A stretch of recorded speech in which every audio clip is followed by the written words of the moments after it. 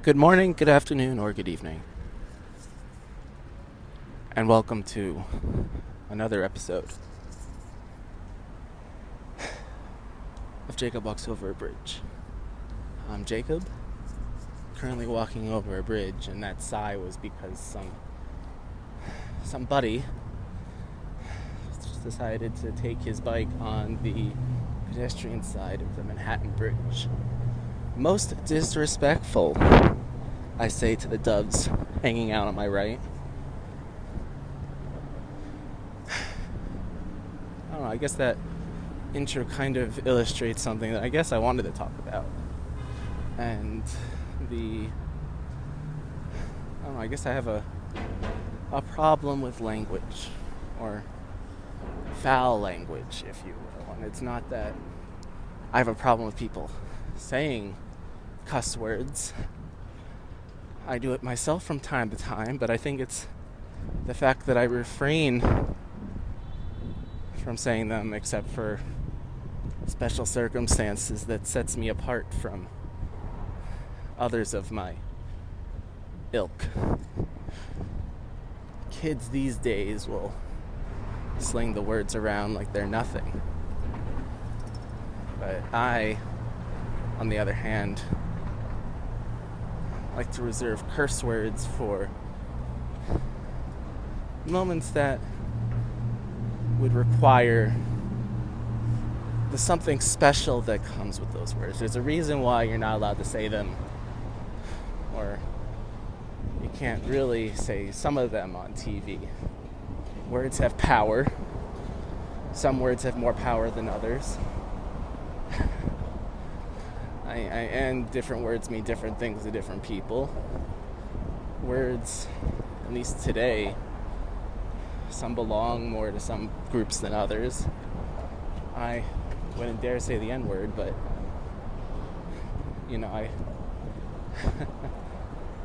there was an embarrassing moment in college where I mistakenly called a Kyle a kike over text, and everyone thought it was hilarious because I am hilarious.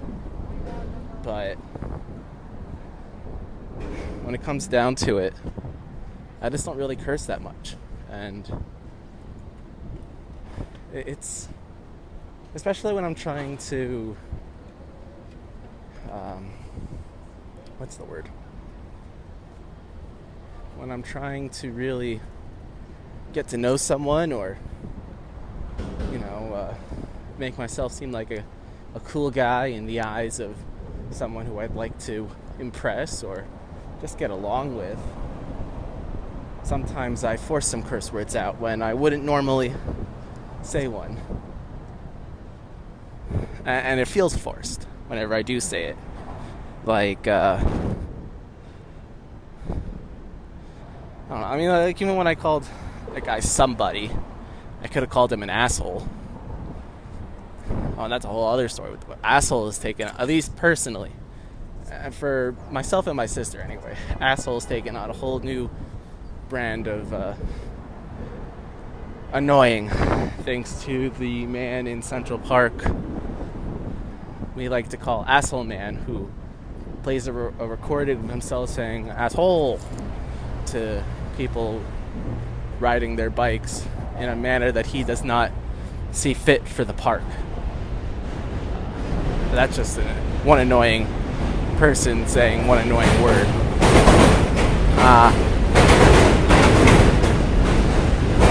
Don't even know what train this is. Hard to tell. The light, it's hard to see. It's an older train, so the I don't know what you call it, the screen that says what the track of the train is very hard to read, so I'll have to wait till it totally passes. It's out of the queue. I should have known. That was my first guess. Like, let's say, for instance, I'm trying to get to know someone, and they're slinging curse words left or right, or either that, or I don't want to be the guy that says, that, I don't know, what's a, now in the moment, they're like, oh shoot. Like, I'll say that, I guess I picked it up from my parents, who were good about not really cursing in front of us as kids. or sugar. I don't say sugar, I just say shoot a lot. So like, let's say for instance I left my apartment and forgot sunglasses or a water bottle or something like that. I'd be like, oh shoot, and I'll run back. I'll say that to myself. I'll say that when I'm with friends. I guess my friends who know me well enough are kind of in the know of my linguistic habits. I was just watching a kid slow pitch or practice softball. Good hit.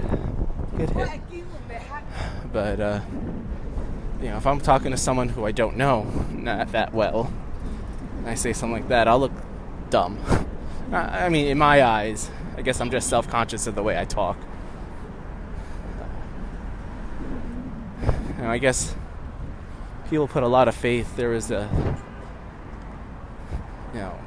quote-unquote study that made the rounds on social media a while back. A few times, you see this all the time, or at least I used to see it a lot. Maybe just because of the way I am. But when people curse, apparently they're more trustworthy. I guess it shows that they wear their emotions on their sleeve and aren't messing with you. I'd like to think I'm a trustworthy guy, but if someone hears me talk like that, who knows what they'll think of me. And there are some moments I do curse. Don't get me wrong. For the moments where I stub my toe or something really bad happens, I will curse. But I feel that saving those words for those sorts of moments really reserves the power that they really should have. And I guess it also depends what you consider to be a curse or why we say curse words. Or like,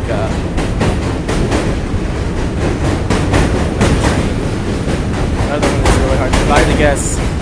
Maybe this is a B.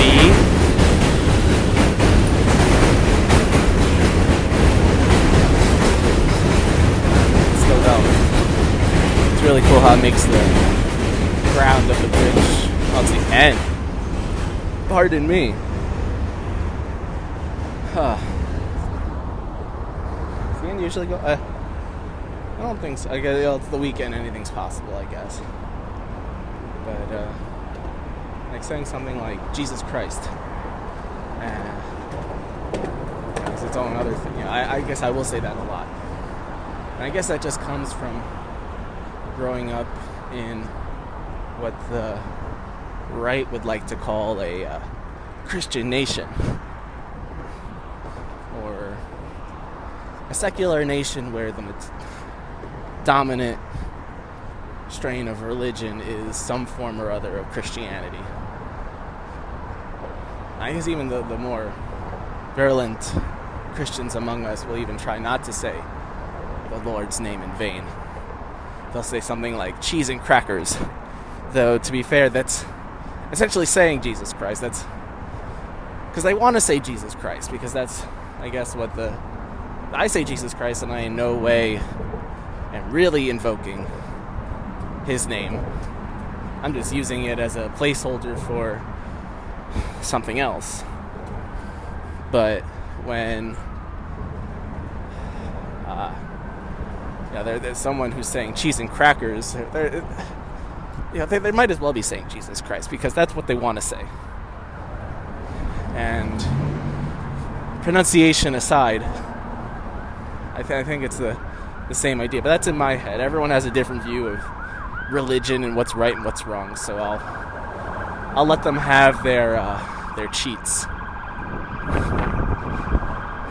But I guess sticking to Christianity for a moment. I think I understand for the most part. I guess, like I said, growing up with a lot of people I know being Christian. Maybe a smaller percentage than most, given where I grew up and my, the people I hung out with after school or in the summer or whenever. But I feel like I have a decent grasp of what Christianity is all about, and something that I kind of understand but also have a hard time understanding is why the cross is the symbol for Christianity. And I can understand that it's a symbol of Jesus' sacrifice, and I guess different sects have different ways of presenting the cross, whereas the Catholics like to show him in agony on the cross, whereas some Protestant groups just have a blank cross, which I guess would in some ways just demonstrate how he ascended from or overcame the earthly issues he was encountering at the time. But, you know, in the end of the day, that's what killed him. If we like to believe everything we read, assuming he was, you know, I guess he probably was a real person, just a really good salesman. You know, I can go over my thoughts on Christianity. Some guy, again, by not knowing where he is.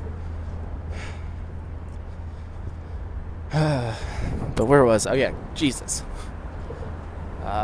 You know, let's say, for instance, I became the Lord and Savior of a certain religion, and I passed away by, let's say, I don't know, let's say I got shot, right?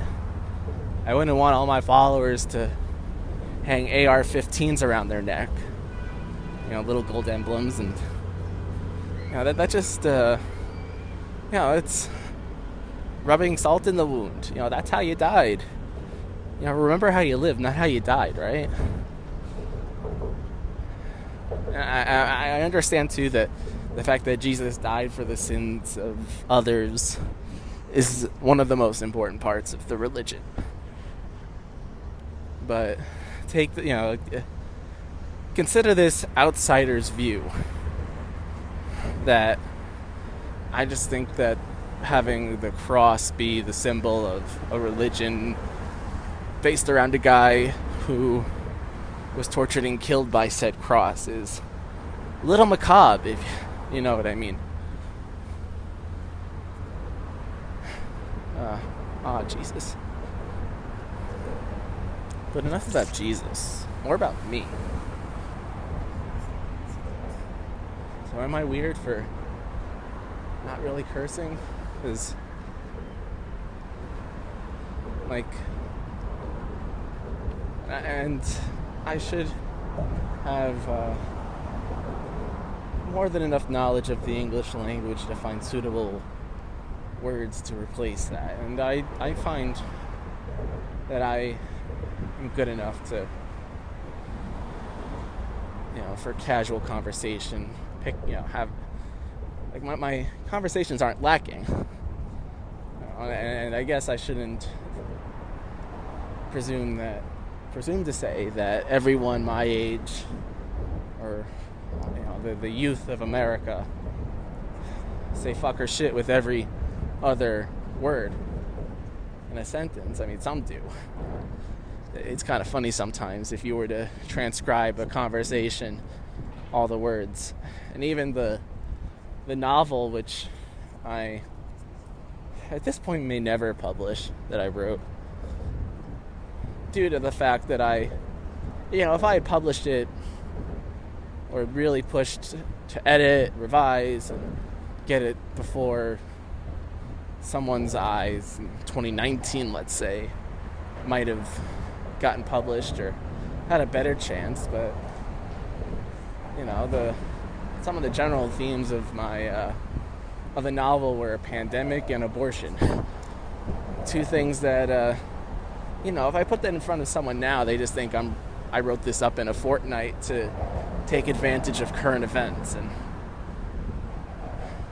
I mean, I guess for some that may help or hurt, I don't know.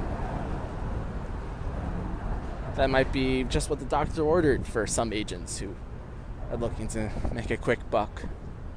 But it makes me feel a little dirty to think that well, not dirty, that's makes me annoyed that I unintentionally wasted a moment, or that I could have made it seem like I wasn't just writing to take my mind off of current events. I guess that's it's honestly not the first time where I've had unfortunate timing with stories. Oh, that's a big drop. But one notable iteration of that was when I was in a creative writing class in college, and having no prior knowledge really of the Hunger Games series, wrote, in the first few pages of a short story, what could have been seen as a light interpretation of the novel. Some very similar themes, let's say that, and ideas and characters. And when I got to the class after I showed my story off to everyone asked me if I had just seen the Hunger Games movie that had come out, and I knew right then and there that I messed up and I wasn't going to move forward with the story at all. So I guess I do want to tell original stories. That's the crux of it all. I see myself, at least with writing, as an artist. That's what I want to tell, stories that no one's ever heard before. If I had started this podcast and then found that there are at least one or two other people who had done something similar, just talking while walking over bridges while they get to work, or something, not even has to be one-to-one, but if there was a very similar sort of podcast out there, even without my, I never really thought this was going to be a hit necessarily, but I don't know if I would have continued on, or at least, gone on to do several more seasons. Because at the end, I don't want to seem like I'm ripping off anyone, and originality is important.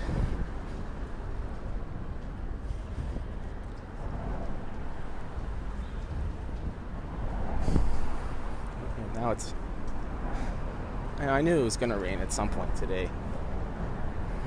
I've recorded through worse. Should be able to, I've made it into the Brooklyn half of the Manhattan Bridge.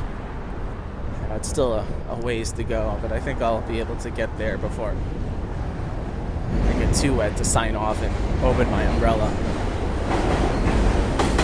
I take the subway back? I don't know how they removed the mask mandate, which wasn't really a mandate if no one was enforcing it. But that's loud. It's louder than it was the first two trains I passed. But I was pretty good about wearing my mask on public transit. There were maybe like one or two instances where I didn't, maybe I forgot it, or it just didn't make sense for me anyway to wear it. But I don't know. People are lazy. That's the crux of it. People are lazy, they're tired. They want to do what's easiest and most convenient for them, usually, without taking into account how things affect others. And I think that's...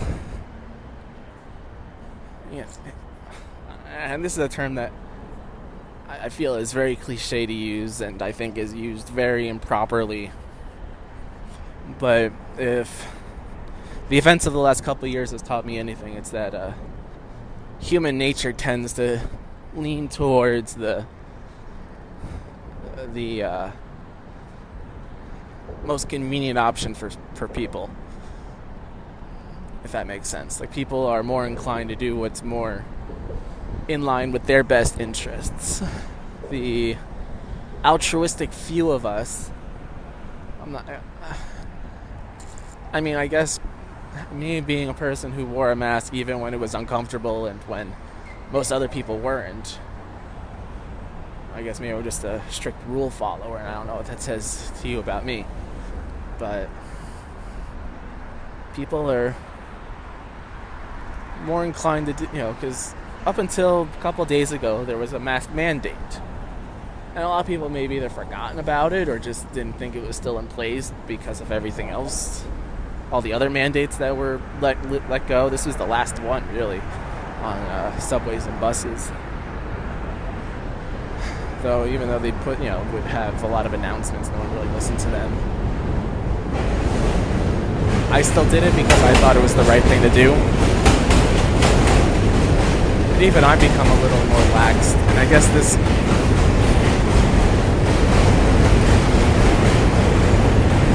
I guess the whole theme of this episode is I guess I care about what people think about me more than I care to admit.